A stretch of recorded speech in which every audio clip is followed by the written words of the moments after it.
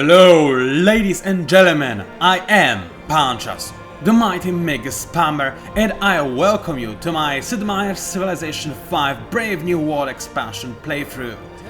This is my second playthrough of the kind, and if you are new to my channel and you have not seen the previous playthrough, then don't worry, you're not missing out on a lot. This video is a good starting point for you. Why do I say so? Because my previous playthrough was a little bit too easy and I had to end it early as a direct result because it was not very interesting. I basically won the game just by being a human fighting a very poor AI. This time around I'll be playing on Immortal, however, and just like last time I'll have plenty of mods to accompany me.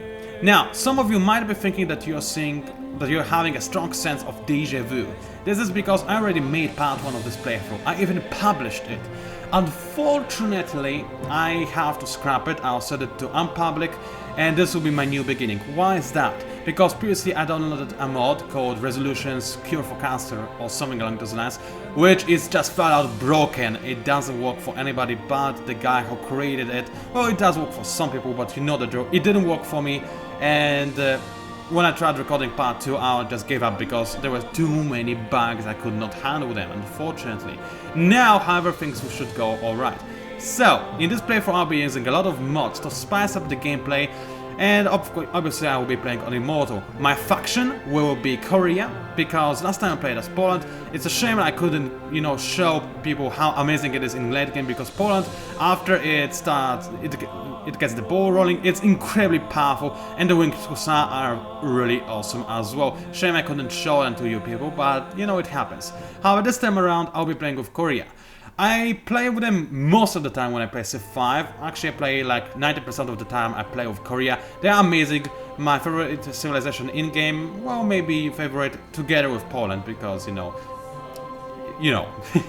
I also do love Korea because I'm hot for everything Korean, and I'm trying to move there as soon as possible as well. So, Korea is a good civilization for me to pick.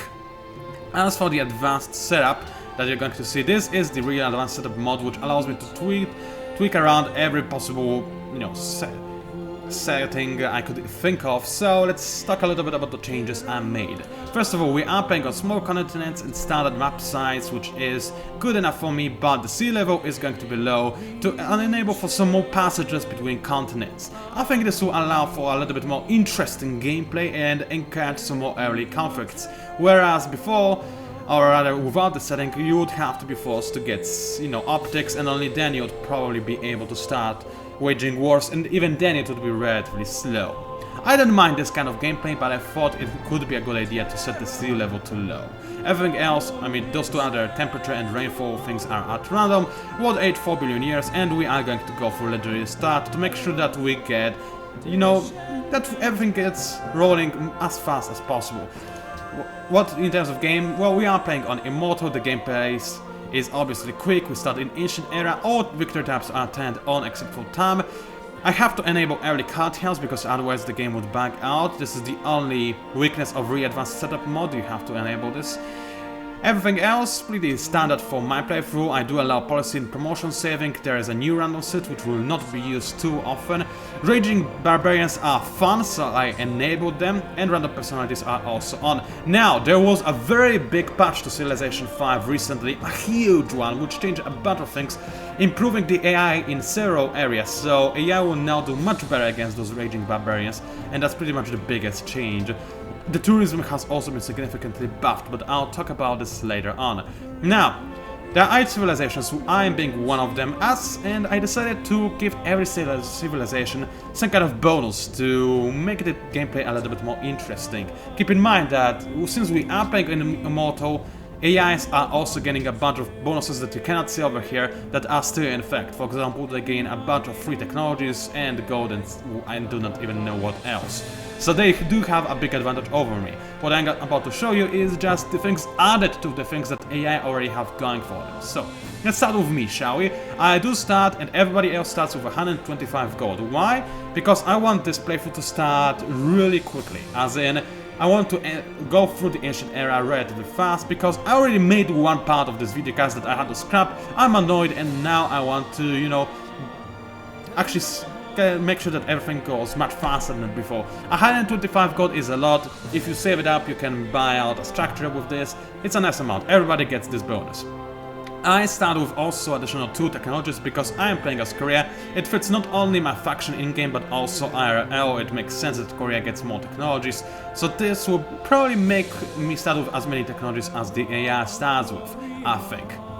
Now Brazil, I put in mostly because I do want to listen to their war theme, which is amazing. They also start with 25 faith. I felt like I have to give faith to some kind of faction, and since Brazil does have this crystal resonator thingy in real life, I felt like it would be just make some degree of sense to give those guys this faith bonus.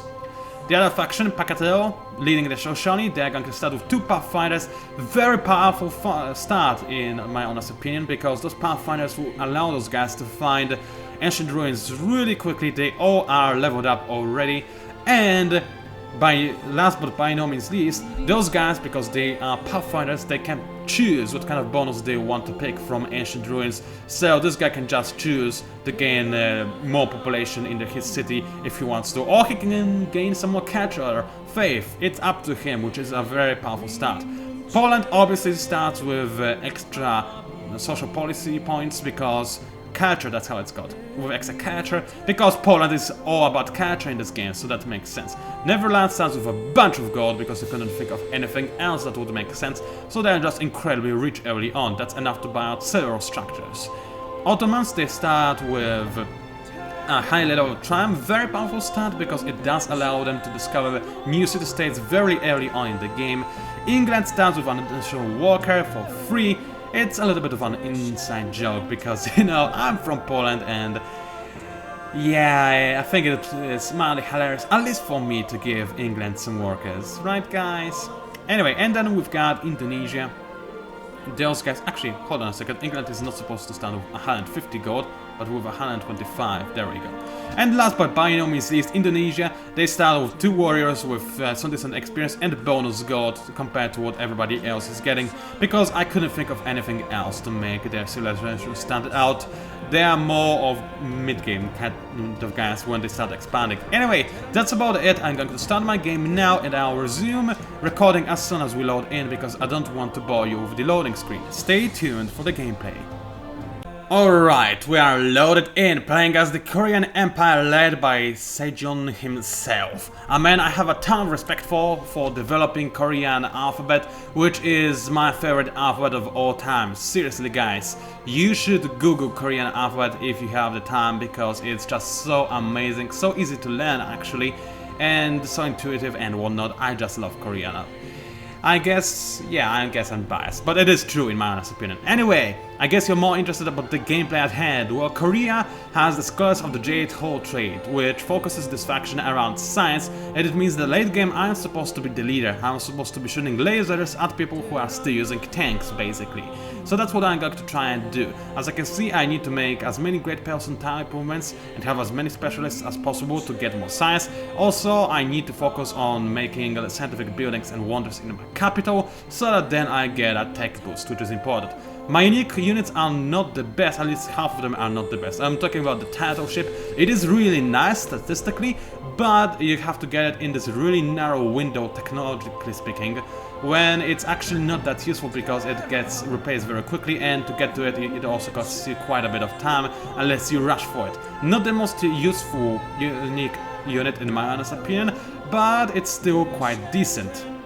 However, Hwacha is incredibly amazing. It does replace the trebuchet, but it is a killing machine when it comes to destroying units. In fact, it does a better job than the cannon when killing units, which makes me slightly annoyed that the cannon replaces Hwacha and you cannot make Hwachas after you research cannons.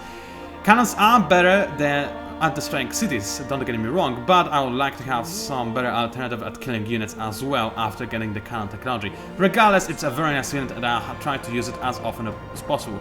Let's begin our journey and see what we've got. Marble! That's an amazing start, because it will mean that it will be much easier for me to gain wonders. I'll start next to a lot of incense, so I guess I'll be a heavy smoker, lots of wheat and some sheep as well. and a fish tile, and also I'm linking 2 course tiles together. All in all, I would say this is an amazing location I'm standing in right now. So why go anywhere where I can just settle my city in this wonderful, beautiful spot right now? There we go, that's what I'm talking about. So has been founded in this amazing, beautiful location, and what should I do first? Well, keep in mind, I do start with 2 free technologies, so why don't I actually go ahead and grab some technologies that I want? Now, I do want to rush wonders, however, as I realized in the scrapped playthrough, AI on Immortal tends to rush wonders much faster than you, so I have to be very careful when doing that. However, because I do start next to Marble, which I hope I'll get my borders around soon, I might, just might be able to get some wonders before the AI does, and that's what I'm going to try and focus on. I will start by getting both pottery and writing, because those are my favorite early game upgrades. They do allow you for a lot of stuff. That said, I just realized that probably going for masonry would have been better, because I do need a quarry in order to... Shall the clay say yeah, go ahead. that fashioneth it? What makest thou? He who destroys a good book kills reason itself. Yeah, you probably all heard this guy saying those lines over and over again, because that's what everybody hears at the start of the game. Anyway, I do need masonry in order to exploit this marble, so I just realized that I may have made a mistake. Still, pottery does allow me to rush for a shrine, which is important, and library, which is also quite important, but not necessarily in early game.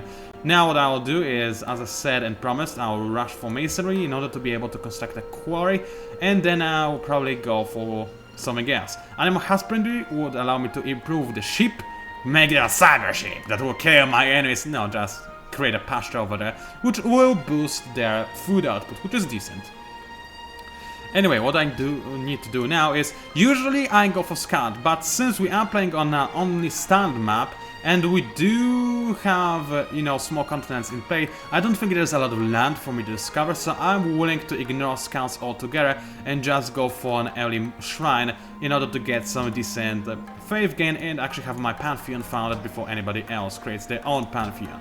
Also, I need to see what can I purchase. Currently nothing, but monument and warrior and whatnot will be available for me relatively quickly. So I will try to save up as much money as humanly possible and try to get some wonderful stuff. Also, in ancient ruins, actually I want any type of ancient ruins that do not involve map or barbarians or improving my unit, which is always annoying to find.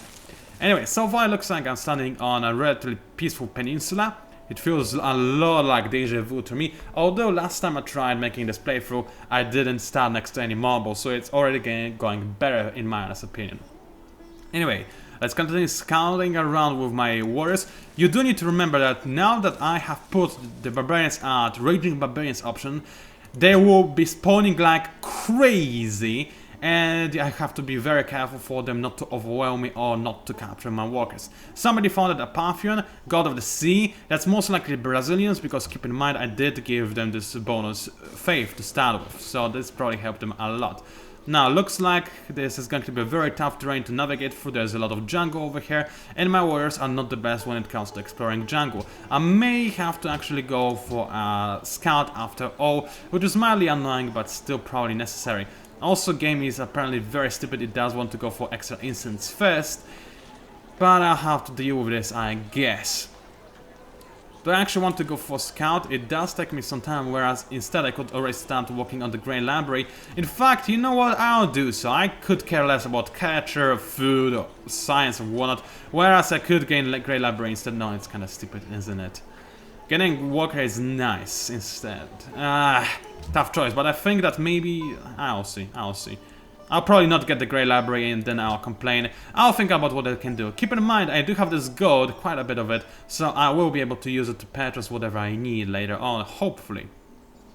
Although gaining a scout could be beneficial, there's an ancient ruin, we'll see what it contains. Hopefully it contains something useful. Now, ideally you want to find population if your city has just increased in population, that's always good. Or, if that's not the case, you want to probably find... Oh no. I saw it right next to England. Did you just say something? Pleased to meet you. Well, she did now. Alright, so... The good news is that I started next to somebody who can actually speak in a legitimate English, whereas I obviously cannot. But the bad news is that she'll probably own me and I'm not going to like it. So yeah, that said, right now we both start on more or less equal footing. On Impossible, it does take a month for the AI to become incredibly powerful, so I could just invade, take her workers and then be on my merry way. She would probably be fairly angry, but she wouldn't be able to do much about it. And that said, I do want those ancient ruins, so I'll think about what I'm going to do in a second. Alright, so it's going to be finished with Shrine fairly quickly, that's good. I think I will need, however, to get my scout, because otherwise things could go dicey. There's nothing here but the ancient ruins. Alright, I'm gonna go for a scout. I feel like I actually do need this guy. It will only take me 2 turns anyway, so it will not be too bad. And then I'll continue rushing for Great Library. I do need some workers, however. But they do only cost 220 gold, so if I do gain some gold from those ruins, which would not be too bad in my situation, then I will be able to buy out a worker, which would be invaluable, being able to improve this with tiles and whatnot. Yeah, whatever. I have heard this line so many times, I do not even care anymore. Alright, let's try and explore the ancient ruins, see what is inside. Increased population, that's actually not the best, because I already was about to grow to a size 3, I think, so... That's mildly annoying, but it's still not too bad, it's free population after all. Also looks like my city takes forever to actually, you know, gain more population, because I started next to a lot of, not grasslands, but just plains styles, which are good for production, not the best for growing your population, and I do need to grow more population. So you know what? I actually think I really do need this worker. I'll try to get him ASAP because I need to improve some tiles, otherwise I'll be just so far behind to computer, I will not be able to survive this. A shame, because I can guarantee you somebody else will rush for Grain Library and get it way before I do. And that's just the sad state of affairs. Anyway, the scout is ready, let's continue exploring the south area and see what is inside. Inside? That's not what I was supposed to say at all, but whatever. See what is there to see. Let's use this word because it sounds nice. Some great ruins. What is a great ruin? It's a ruin that is so big it's actually called great. Anyway, London is over there. It's good. I wanted to see London because then I'll be able to see if Mrs. Elizabeth is going to try and rush for some kind of wonder or not. It's always important to know this kind of things. Anyway, let's continue exploring the continent. Now, the thing that is mildly annoying to me is the fact that most likely Mrs. Elizabeth will not have too many problems, you know, fighting barbarians, because it will probably be me that is mostly attacked by barbarians. Something. Oh, a lot of gold. Good, I can actually buy out the worker. Now, I already started working on him, however. So can I purchase something worthwhile instead? You know what? No, I'm just going to buy out a worker. I'm going to forget about the fact that I was making a worker for some time. And that's about it. I think this is a worthwhile investment in my honest opinion. It saved me a little bit of time, and it's always nice to save some time after all. Now, it looks like Seoul was actually not placed in the ideal location, because if it was placed over here, I would have been able to travel from this side of the air to the other side. It would be a very nice crossing for naval units. However, I did not know that this is the case, unfortunately, and now it is too late. Too bad. I'm not too salty about that. I did study in a very nice location, and studying over here would take me a while to get to this marble. So, alright, let's finish my tent, see what is in store for me, if I can actually get it in the Great Library before the AI. I highly doubt it, but maybe it's possible. Also, I discarded barbarians. That's not the best, because they are going to attack me, and in this game, unfortunately, when the barbarians have a choice of attacking AI or you, they will always attack you, because hey, why not? Let's be annoying like this. Anyway, let's improve the wheat tile so to get much more food, and I definitely do need me some food. Can I improve my production? Yes, I can. I'll lose some food, some gold per 10, but I'm more than willing to do that because this will make me get the Great Library much faster than usual. And by much faster, I just mean it will take me 2 less turns, which is still something, you have to admit. Anyway, what do I want to go for after the masonry is finished? I want to go for calendar. Reason being that after I get the Great Library, if I do get it, I want to rush philosophy, so that then I can rush Oracle, which is a very powerful wonder in my honest opinion, that you usually want to rush. At least I always try to rush it because it's just so awesome to rush this wonder. Alright, What else is there for me to say? Well, I'm hungry, but that's not really related to the gameplay now, is it? No, it is not. So, oh great, there are already archers over here. They will try to capture my workers whenever possible, but for now I just want to continue exploring, seeing what is there to see. Hopefully this peninsula will end right over here somewhere, so that there will be no other civilizations and nothing else to fight. Maybe there will be a ruin, probably not though. I just know my luck. But you know, a man can dream and a man can hope, and this is precisely what I'm doing right about now. So let's continue exploring, see what oh, a Beringen crater. Not the best natural wonder. I mean, output of 2 gold and 3 science is not amazing, but it does give you something and it does increase my happiness. And you have to remember that on impossible difficulty level, your base happiness is almost at 0. You only get 9 happiness, which is almost nothing whatsoever. This wonder gave me 1 additional happiness, and it does mean that I have a little bit more time before my people grow restless in my capital, which is not something that you never want to be the case.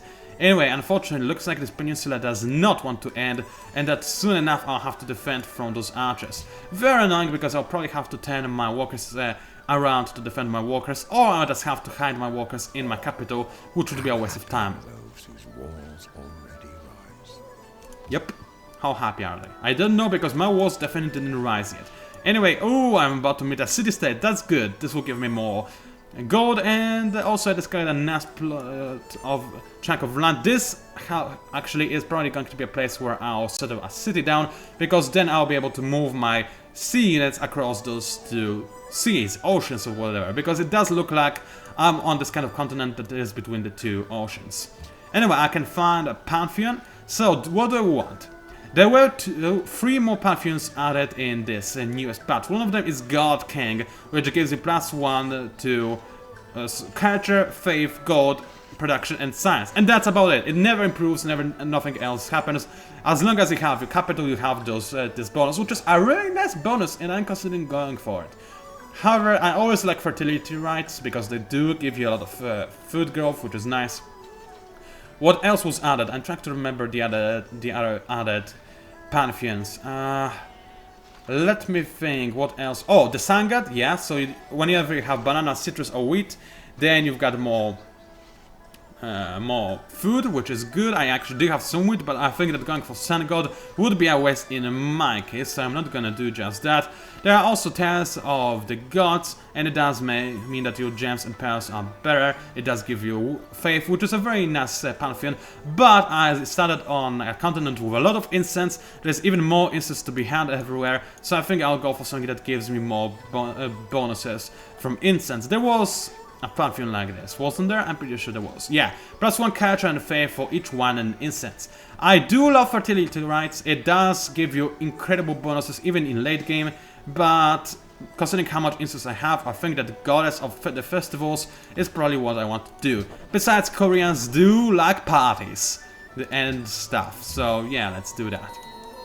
Anyway, yeah, even more incense over here. Look at how important it is for me to go for this pantheon. Anyway, let's continue exploring. A lot of desert anywhere. That's not the best, because it will probably mean that somebody will rush for Petra and get incredible bonuses from it, while everybody else not so much. Also, somebody will probably get desert folklore for +1 faith from, you know, how is it called? I do not honestly remember. Deserts, that's how it's called. It's called deserts. Good job, Brain, good job. So let's continue exploring. It doesn't look like there's anything in this general area, so that's not too good. But I can actually improve the skill to give me some more production. I might do that, although when will I be able to expand? Can I actually buy out this tower? Yes, I can. Then I'll definitely do so, because I already have masonry. I can start working on improving this quarry, and then I'll be able to crank, you know, to make my great wonders much faster than usually. Alright, discovered Monaco. I'm the first guy that discovered them, and they do give me a lot of gold as a direct result, but more important to me is, what does this mean? It means that there's probably nobody else to the south of me. By nobody else, I mean other major civilizations. That's good. I'll leave this area be for the time being, because I'm about to be invaded by barbarians, and then I would rather have some kind of military unit actually in this area defending me, and those warriors are going to continue exploring the north. So anyway, things are going alright so far. I'm not gaining any gold, that's true, but I'm not losing any either, so that's alright as well. I may adapt a policy. Now, I will probably go for honor, just because I feel like this. Besides honor, when you're on Raging Barbarians type of map, then honor is actually a fairly decent idea to go for. That said, I almost always start with tradition, because +3 catcher is a +3 catcher, and does allow you to get your next policy much faster, and that's probably what I'll go for. In fact, that's something I went for. It's not something that I'll probably go for. So that's that. You do, warriors, you continue exploring whatever you can. It looks like even more instance is found on the north side of this continent. Man, there's a lot of things over here. I need to be careful though, because Mrs. Elizabeth, or Mrs. Oh, I don't know what she is at this point in time. Well, it's 3100 BC, and I'm pretty sure that she's not supposed to be born at this type of year, but whatever. Also, she has like no military, which means that she possibly has some problems with barbarians. Good! Anything that makes her worse makes me stronger, because it makes me more likely to conquer her. Now, a solid tactic for Immortal playthroughs is to actually rush an AI, kill it early and conquer it, and thus gain all the advantages that it would otherwise get. It is, in fact, a legit tactic. I have done this before, and I was able to kill a very powerful AI just by rushing it down. However, that's not something I want to do in this case. I do want to start it relatively slow, although, make no mistakes, I'll probably go to war with England relatively soon, and I'll try to make sure that their enemies, their units, the English units, will be stuck in this location, so that then I can Sparta things up and just kill them easily. If you remember, hold on a second, sip of water. If you remember my Polish playthrough, that's pretty much what happened. I mean, there was no talk point or anything, but there were the Zulus that had a much bigger army than I did, but because of my superior positioning and whatnot, I was able to effectively wipe out the Zulus and become the ultimate winner of the entire game. So, spoilers are ahead for you, but then again, I guess you were spoiled in this regard already, so it doesn't really matter. Anyway, let's continue fighting those barbarians just cause I want my units to level up and whatnot. Besides, when I actually do gain honor, I mean, I'll start gaining Sakatra each time I kill a barbarian, which will be nice, won't it? So, what else is there to do? Well, actually, I would love to not be forced to kill those barbarians and wait until... Ooh, that's a lot of everybody.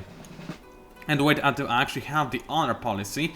But until that happens, I would have to wait for far too long, and I do want to get to those ancient ruins, and just trying to bypass those barbarians would take forever, because they are usually, you know, programmed in such a way to be as annoying as possible, and they wouldn't let me through, most likely.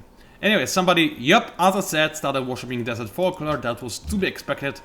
And my scouts are about to be owned, so I think it is time to retreat. I'm going to actually start exploring the south again. And I know now that I need to make sure that my warriors actually head back to my capital and protect my workers and my improvements, because those barbarians, they will be nasty. Anyway, Marburg has been connected to Seoul, which does mean that I will now make my... how they call it, wonders much faster than usual. That's how Marble works. It does improve the speed at which we make wonders by 10 or 20%, or maybe 15%. Something along those lines, you know the deal. Anyway, after I finish Grey Library, or in case I am unable to finish it, I want to start working on a library, because or maybe actually a granary, because I do have some wheat sources, and the granary would give me so much more food, and I do need that. Then probably a monument would be a good idea, and then a library. And here we go, that's what I will do for the next 25 turns at the very least, probably even more than that. Anyway, in the next 10 I'll discard a calendar, and I'll be able to improve this instant style. I would like to do that, so let's move my worker into position so that he's ready to do that. Somebody added classical era, the bastard, whatever.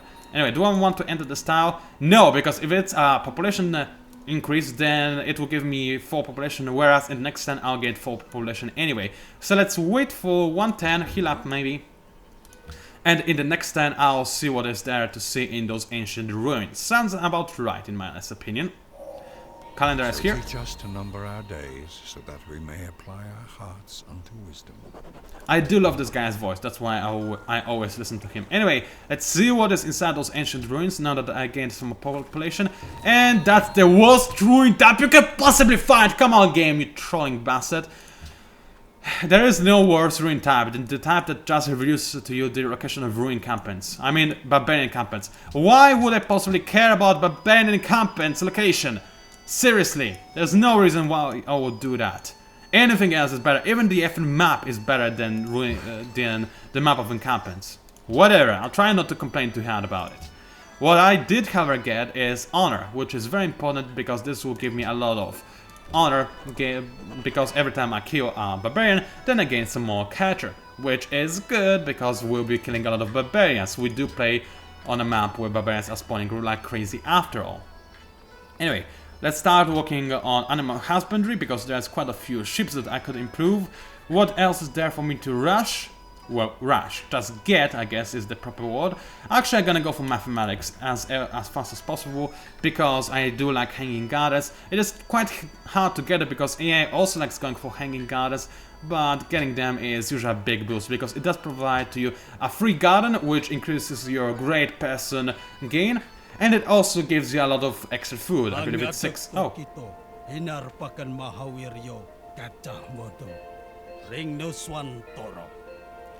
Alright, I guess I started on a really busy continent where there's a lot of people everywhere.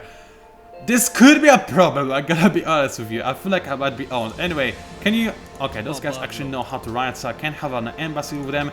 Let's ask, and they'll obviously agree, because AI always agrees to an embassy. Yep, they are to the north. That is a problem, because I have to deal both with them and with England. That said, they are so far away that for now they will not really be a nuisance at all. So I don't have to worry about them too much. They do have a lot of silver, so I'll be able to trade that. They also have marble, which will be annoying, but nothing that I cannot deal with. Also, you, dear Miss Elizabeth. Hello again. Yeah, whatever. Can you write? Yes, she can write. That's very nice. She learned to write. That's what I would expect of her, but apparently she was unable to write before. So let's have a quick look at London. A lot of bananas. Well, that's common. On the suburbs of London, there's actually a lot of bananas. In case you're unaware, they just grow bananas like crazy. Those bastards just love those bananas. In fact, in ancient times, London was surrounded by jungle. I'm not sure if you were aware of that. And they were notorious for amazing crabs. Yeah, that's right. If you want to eat crabs, you have to go to London. And looky here. They're making an effing great library. And you know what? I think they're gonna get it before I do. Because that's what always happens. AI always rushes this kind of wonder that you want, and they will get it before you do, because they are bastards like this. Alright, can I do anything whatsoever to make my wonder be created faster? I can do that. It will buy me 110. I can do that. This will buy me no 10s whatsoever. Alright, let's think. Can I do anything else? Not really, I'm afraid. Not really. That's the best production gain I can think of. There isn't anything else that could give me more production, is there? Not really, there isn't anything. I can get a Great Library in just 2 10s instead of 3, but how much you wanna bet that England is gonna get a Great Library in just 1 10? This will happen, and I will have to go to war with them to get my revenge. Still, this will put me so far behind, it's unbelievable. So let's pray I get a Great Library before they do. Pray that they do not get Great Library this time. Please, let this not happen. Alright, then they didn't get it this time. Good. I might be able to make it. Please let this be the case. Anyway, barbarians are closing in, which is a problem because they'll start banning my improvements and annoying my workers. But those 2 tiles I can improve, and barbarians will not be able to enter them, fortunately. So for now, let's continue working on the plantation, and then I'll start moving to this general location. Also, my warriors are making their way down, so they will be able to find those barbarians soon enough. Alright, she is not supposed to complete this Great Library before I do, right? Let's hope this is the case. And 10. And hold my breath. Please let this not happen. Please let me get the Great Library, please.